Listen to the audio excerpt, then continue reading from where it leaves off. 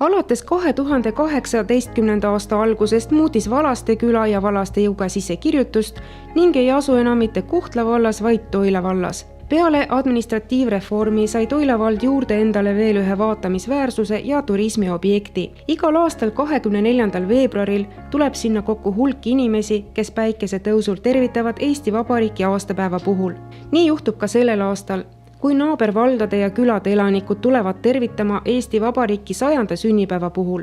Ilus talvine ja jäiselt muinasjutuline pilt tekitas Kohtla-Järve kunstniku ja lastekirjaniku Eduard Konti looma Legendi Valaste joast, mis läks viimase kogumikku Vana Hanni muinasjutud.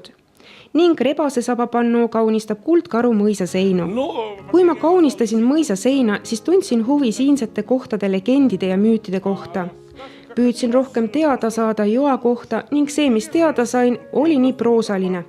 Tuli mees labidaga, kaevas kraavi ja nii tekkiski juga. Pole ju üldse romantiline. Ja ma kirjutasin muinasjutu joast, sellest, kuidas tuli rebane, päästis oma saba valla, et püüda kala, kuid mööda lendav lumekuninganna lõi oma sauaga vastu saba ning see muutuski külmunud joaks. Vaadates seda muinasjutulist pilti kristalsest Valaste joast, hakkad juba ise mõtlema sellele, et võib-olla kunstnik ise jagas talvele inspiratsiooni muinasjutu loomiseks. Eduard Kont on esimese veel nõukogudeaegse Afganistani sõja veteran, inimene, kes on näinud surma, kes vihkab sõda iga oma keha ja hinge rakuga, loob lastele muinasjutte.